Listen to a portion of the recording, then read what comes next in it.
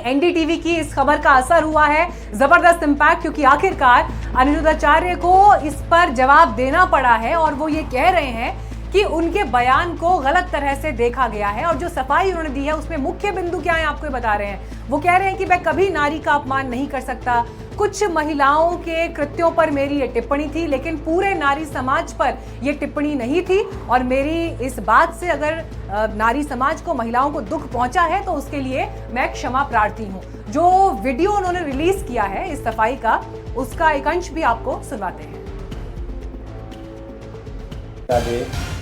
राधे राधे, जय गौरी गोपाल।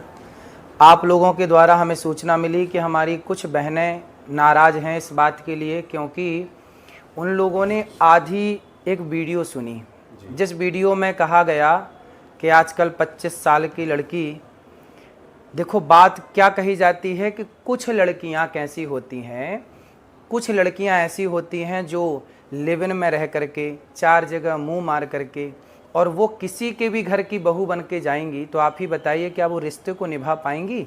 इसलिए लड़की हो या लड़का, दोनों को पहले तो चरित्रवान होना चाहिए। और ये बात कुछ लड़कियों के लिए है, कुछ लोगों के लिए है।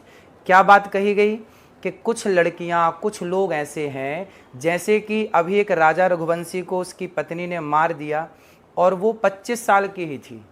जिस लड़की ने अपने पति राजा को मारा वो 25 साल की है और उसने किसी पराये पुरुष के कारण अपने पति को मार दिया।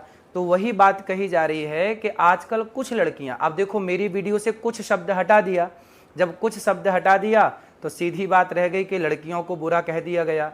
भाई कोई भी बात कही जाती है, भागवत जी में एक श्लोक है, सत्यम नास्ति तपः शौचम दया दानम न विद्यते। वेद व्यास जी कहते हैं कि कलयुग में तो सत्य नहीं है। अब आप ही बताइए क्या सत्य नहीं है। सत्यम नास्ति तपः शौचम दया दानम न, इसका मतलब ये है कि सत्य नहीं है, मतलब है तो बाल के बराबर, जरा सा। इस कलयुग में सत्य बोलने वाले बहुत कम हैं। उसी तरह जब कोई बात कही जाती है कि आजकल लड़कियां खराब हैं, तो कुछ लड़कियां खराब हैं, सारी कैसे खराब हो जाएंगी। कुछ लोग खराब हैं, सारे लोग कैसे खराब हो जाएंगे।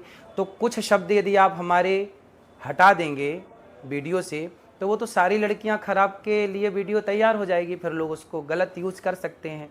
तो मेरे द्वारा कभी नारी का अपमान नहीं किया जा सकता। नारी तो हमारी लक्ष्मी है। हमारे ब्रजमंडल में तो श्याम सुंदर राधा रानी के चरण दबाते हैं, यहाँ तो नारी के अपमान का कोई सवाल ही खड़ा नहीं होता।